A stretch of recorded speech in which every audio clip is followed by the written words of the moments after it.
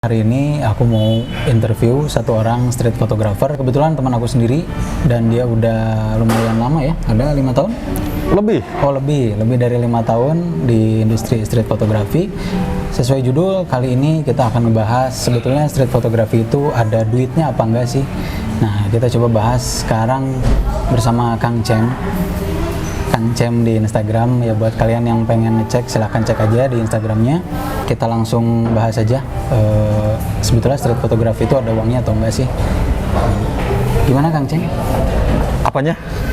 Sebetulnya selama ini street photography itu, selama Kang Cem menggeluti street photography itu ada uangnya apa enggak sih? Kalau dibilang ada uangnya, ada. Tapi lebih tepatnya uang yang keluar, bukan yang masuk. Yang keluar. Berarti selama ini nggak ada pemasukan dari street photography? Khusus buat saya, ya emang genre ini lebih ke hobi dan nggak bisa disamain kayak kita motret produk atau wedding. Yang jelas fotografi komersil. Cari-cari uangnya ya. Saya sering beberapa kali menerbitkan buku ya, dan Zain, ya isinya semua tentang street. Ya kalau saya sih begitu, tapi kalau kebanyakan orang mungkin lebih ke hobi kayaknya street photography. Lebih ke hobi. Buku ini, jadi si bukunya tuh maksudnya buku majalah atau buku gimana nih? Itu biasanya kumpulan 100 foto. Saya buka pre-order, lalu 2 kali bukunya kumpulan foto, 2 kali semacam teori, tapi teori yang ya ala-ala saya gitu. Yang pesan ada, tapi tentu itu nggak bisa kita bikin tiap bulan karena bosan nanti yang beli. Masa tiap bulan ada, jadi setahun sekali lah, nggak sering. Oh, setahun sekali. Iya. Berarti produksi yang bisa dibilang majalah isinya foto-foto street photography itu ya? Iya, street dan portrait dicampur. Dan portrait juga dicampur. Itu jualnya di mana, Kang? Saya di Instagram sendiri. Di Instagram sendiri. Semuanya full, nggak pakai marketplace atau apa. Orang-orang tradisional lah, pesan lewat WhatsApp ke nomor adminnya. Nanti setelah sebulan semuanya dicetak, ya udah kirim aja, dan syukurnya 50% luar negeri sih, kayaknya di luar negeri lebih mengapresiasi. Tapi dalam negeri juga beli, tapi kaget juga sih ketika pas pertama bikin kok hampir 50%-nya Jepang, Korea, Singapura. Padahal ongkirnya mahal. Itu bisa kena ke market luar negeri gimana caranya? Gimana ya? Ya pure dari Instagram. Pure dari Instagram ya, itu baik buruknya algoritma Instagram kayaknya. Entah karena saya pakai hashtag street fotografi yang luar negeri, lalu jadi pemirsanya otomatis banyaknya luar negeri, dan mungkin mereka suka dan beli ya. Prosesnya pasti panjang, itu algoritma Instagram kan. Nggak ngerti juga. Berarti kebanyakan itu dari luar negeri itu belinya biasanya via apa? Via maksudnya transaksinya? Transaksinya ya mereka dipaksa pakai WhatsApp. Pakai WhatsApp. Ya kalau pakai iMessage juga boleh.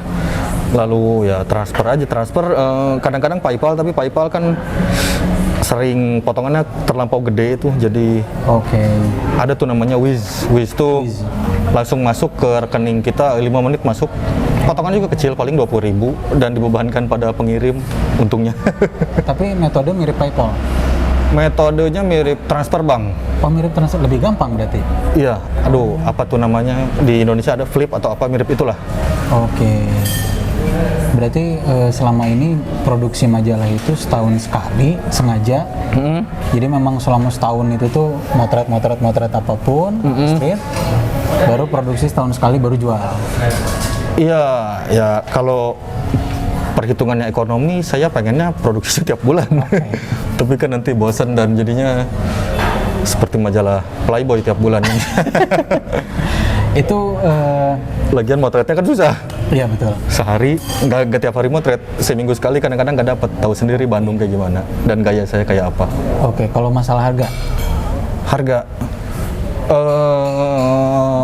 satu majalah berapa harganya?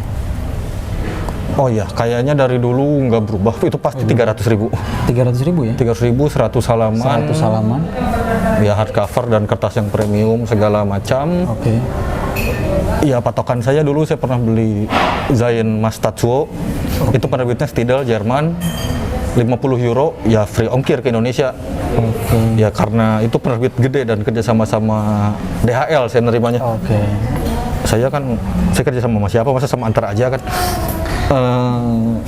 Ya selalu segitu. Dan Tatsuo ini dia street photographer juga di wah, dia legendaris. legendaris. Itu dia di mana itu? Dia dari Jepang. Dari Jepang. Guru saya. Oh, oke. Tapi saya ngangkat dia jadi guru, bukan dia ngangkat saya jadi murid. Berarti memang udah sebelum terjun di street photography itu memang pertama terinspirasi dari Tatsuo dulu berarti. Iya, dulu saya beli kamera tapi nggak suka motret, Kang. Oke. Pertama lihat itu apa Digital Rev si Kai Wong Kai Wong ya. nge-review kamera sambil jalan-jalan keliling Hong Kong kan. Wow, kayaknya senang gitu. Tapi Oke. ya saya beli. Dan tanpa alasan yang jelas saya beli Lumix karena lihat dia. Beli Lumix. Kalau tahu dari dulu Fuji film lebih bagus, saya beli Fuji. Tapi kan ya udah beli Lumix. Oh, pertamanya Tatsuo pakai Lumix. Enggak, Tatsuo Fuji terus. Oh, Fuji terus. Nah, saya dari Kai Wong itu ikut-ikutan turun ke jalan, tapi kok rasanya kurang nggak seenak dia. Ya tentunya. Hasilnya? Ya karena sayanya bodoh dan Bandung beda dengan Hong Kong kan. Betul. Lalu saya lihat, Ambience-nya jauh ya. oh jauh sekali. Lalu saya lihat Mas Tatsuo, oh ini nih. Kalau ada yang harus saya tiru, harus ini. Karena fotonya, wah dinamis, penuh emosi, susah banget. Jadi saya ada target. Oke. Yang dikejar, saya ingin mempelajari teknik-teknik dia. Ya kebayang gitu kalau kita punya guru, fotonya bisa ditiru dalam sehari, itu kayak foto-foto random di jalan. Apalagi gitu visi misi kita ke depannya. Iya, iya. Kenapa nggak cari guru yang hebat sekalian? Gitu. Berarti mostly foto yang dihasilkan oleh Kang Cem ini memang terinspirasi dari Tatsuo ya. Ya, saya nggak akan. Cuman diadaptasikan dengan lingkungan Bandung mungkin ya di Indonesia ya. Oh iya, sayangnya. Sayangnya Oke, oke. begitu, tapi Selain hobi, street photography itu buat Kang Cem apa sih? bagi saya turun ke jalan itu artinya harus dapat 3 poin. Oke. Yang pertama rekreasi, yang kedua terapi, dan yang ketiga sensasi. Jadi street photography ini sebetulnya tahu nggak sih mulainya dari kapan? Mulai rame Di mana tuh? di dunia? Oh, itu dari zaman dulu, dari zaman Vivian Mayer, Henry Cartier-Bresson dan lain-lain. Itu tahun berapa sih? Sebelum Kapan? kita lahir. Oke, 80-an ada? Oh, lebih. Oh, lebih. Zaman masih semua kameranya gini. Tapi udah 19? Atau Udah. 19 sekian berarti ya? 19 sekian. Oke. Saat itulah mulai ada. Nah, kan biasanya street photographer itu kan motoin orang di jalan tuh. Nah, Iya. biasanya orang-orang yang difotoin itu suka ini nggak sih, suka komplain nggak sih?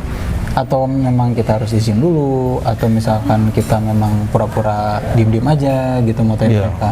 Wow. Itu sebetulnya gimana sih? Ini bisa panjang bahasannya. Bisa panjang, oke. Dipersingkat aja. Ya apa ya, namanya juga street photography itu di ruang publik. Jadi yang benar tuh memotret di ruang publik, bukan di jalan raya. Jadi ada angkot ngetem di foto, ya bukan gitu. Itu mungkin namanya CCTV grafi. Oke, Kita ini menarik. apa bedanya kita sama CCTV jalanan kan, kalau kita cuman moto angkot atau motor atau jalanan pok oke. gitu. Angkutan umum lah ya. Kalau saya pribadi, saya selalu pakai kamera dengan lensa wide. Lensa wide. 28 maksimal 35 pak, udah 50 ke atas saya kurang cocok, terlalu dekat. Kurang cocok, terlalu sempit ya. Mungkin aman, ya dibilang aman juga apa sih, orang emang dipoto bakal ngebacok kita kan enggak. Oke.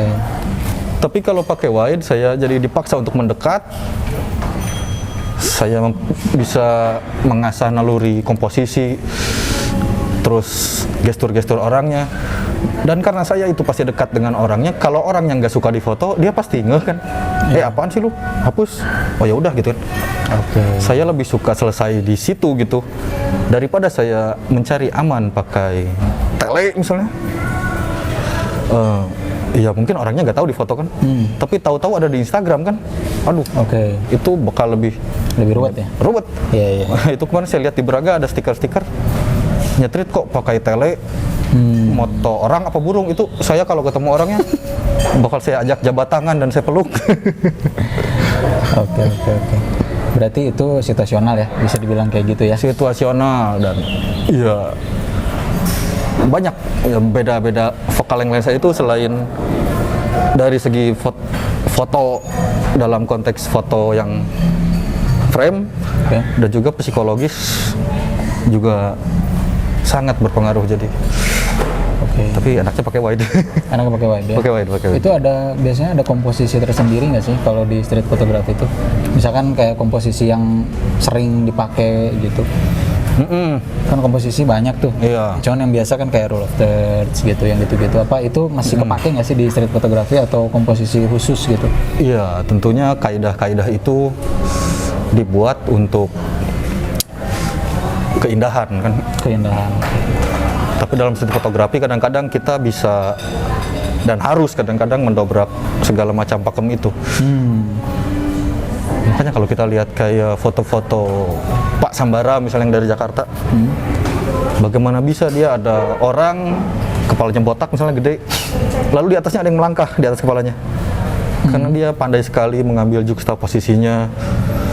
Oh. Dan juga Christo Arisa mahir sekali dalam siluet. Iya. Berarti itu bukan editing ya? Ada orang di kepala tuh memang sengaja kayak misalkan di atas orang itu tuh di jauh di belakang mungkin ada ada orang lewat gitu ya. Dan itu didapatkan karena kejelian dan momen pengalaman. Ya. Dia bisa baca apa yang terjadi 3 detik kemudian. Oke. Berarti street photography itu momen penting banget ya? Momen untuk sangat penting, sangat penting. Ekspresi, terus juga mungkin gerakan-gerakan tertentu supaya fotonya menarik. Berarti komposisi nggak harus berarti ya? Bisa dibilang kayak gitu? Komposisi ya kalau kita selamanya rule of third misalnya, berarti kita harus nunggu momennya terjadi di sebelah sini nih di frame-nya. Oke. Saya sendiri seringnya nggak pakai rule of third, saya pakainya di tengah, di center aja. Ya? Center. Oke. Terus biasanya kamera tuh ada kamera khusus nggak sih kalau di street photography itu? Nah, syukurnya street photography itu mungkin genre yang paling murah. Paling murah? Murah. Karena bahkan pakai iPhone pun jadi seharusnya. Oke. Saya juga kalau mungkin 5 tahun ke depan teknologi kamera iPhone semakin bagus, mungkin saatnya kita hijrah. Ringan sekali kan ya pakai iPhone. Tapi untuk sekarang karena saya sering moto malam, dan di Bandung itu gelap malamnya. Iya, di mana-mana juga gelap malam, tapi di Bandung entah untuk alasan apa lampu-lampu sering dimatikan. Jadi saya sering pakai flash. Oke, flash internal. Internal cukup lah. Internal, oke. Kalau ada flashnya, karena pernah juga pakai kamera yang nggak ada flashnya. Iya. Nah, tapi saya suka pakai teknik slow shutter speed di. Slow shutter speed. Iya, si flashnya disinkronkan jadi slow shutter speed, slow synchro. Itu kan belum ada di HP. Jadi masih pakai kamera, tapi kamera yang bisa slow synchro itu 2 jutaan juga. Ya pasti ada, selama ada flash pasti ada mode itu.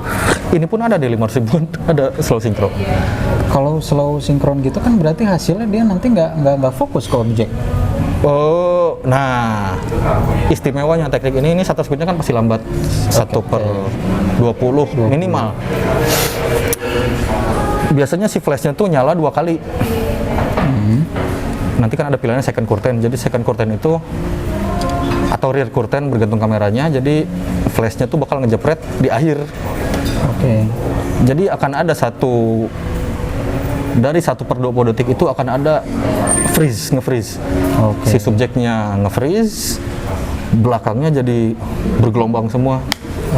Ya itu seru-seruan aja sebenarnya, sekalian ngakalin kota ini gelap, lalu kalaupun terang geluh kan belakangnya, batu-batu bulat, tiang lampu yang ada ukiran kucing, apa-apaan kan. Jadi ya saya sering gitu kalau malam, tapi kalau siang ya nggak usah. Kalau siang itu pakai iPhone bisa, kamera nggak usah mahal-mahal lah. Berarti bokeh tuh di street photography itu nggak perlu ya? Bokeh. Bokeh berarti kan kalau kita mau bokeh-bokehan berarti kan lensanya antara lensanya fokalnya panjang Atau aperturnya tinggi. aperturnya tinggiin. Tapi kok aperturnya tinggiin lensanya cuma 35 Percuma ya. ya Nanggung. nanggung. Mending wide-nya kecil, aperturnya kecilin sekalian. Saya suka pakai f8 kan biar komposisinya muncul. Oke. Kalau bokeh bukan nggak boleh, tapi kalau di street kita nyari bokeh, hilang semua dong background. Oh. Nanti naluri kita Iya, tentang iya. komposisi Berarti sebetulnya hilang. lebih ke hasil fotonya tuh lebih ke informasi ya. Iya, Jadi informasi mirip-mirip sebetulnya dengan ada apa aja sih sebetulnya di lingkungan tersebut gitu. Iya, mirip-mirip reportase lah gitu. Kayak dokumentasi mungkin ya. Kayak dokumentasi. Mirip dokumentasi berarti. Makanya background sebaiknya dilibatkan dalam Dilibatkan, frame itu, ya. jangan subjeknya terpisah sendiri. Dia jelas, yang belakang blur. Oke. Ya udah aja motret model di taman kan. Oke. Berarti penggunaan F besar juga nggak jadi masalah ya. Nggak jadi masalah. Lagian F besar, saya nggak masalah F besar. Yang penting shutter speed lah. Shutter speed ya. Oke. Yang penting background jelas, semua informasi kita dapat. Iya, karena noise, anggap maksain F besar dan shutter speed tinggi. Noise ya nggak apa-apa, noise kan bisa dihilangin. Nggak dihilangin juga nggak apa-apa kan. Iya. Tapi kalau ngeblur kan gimana ngebenerinnya? Betul. Gitu. Tips juga tuh. gitu. Terlalu fokus ke subjek malah jadi potretur ya jatuhnya ya. Iya, ya itu kamera. Oke. Berarti kok merek kamera apapun sebetulnya nggak jadi masalah ya kalau di street photography? Nggak jadi masalah. Ya emang kadang-kadang ada kamera yang pemasarannya seolah-olah khusus untuk para street photog seperti Fuji X100 series, Ricoh GR. Oh, oke. Berarti Iya. kamera-kamera ini ya apa compact berarti ya masuk kategorinya? Iya, compact. Oh, X100 gede sih. 100 gede ya? X100 gede Itu tapi apa tuh kategorinya berarti? Yang biasanya lensanya itu nyatu sama bodinya kan? iya, karena ini kan udah rada-rada samar nih istilahnya. Ada yang dulu bilang kamera pocket. Iya, definisinya apa gitu kalau Karena kecil mungkin ya. karena kecil ya mungkin Sony A6000 series kecil kan. Iya.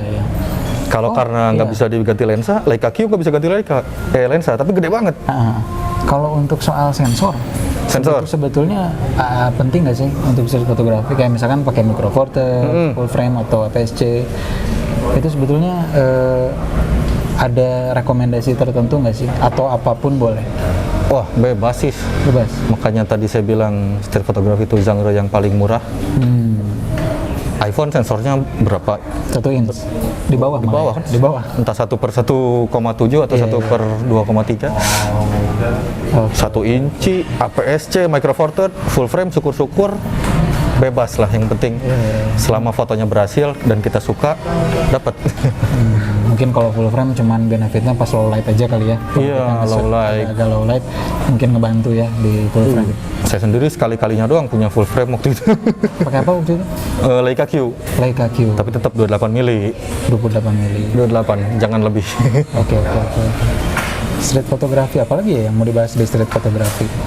Sebetulnya udah hampir semua kita bahas dari segi ada duitnya atau enggak, terus juga dari street fotografi Duit. itu apa aja sih yang gear yang diperlukan untuk street fotografi? Oh iya, kan masih ada satu cara mendapat duit dari street fotografi. Gimana tuh? Menggelar workshop. Oh, workshop.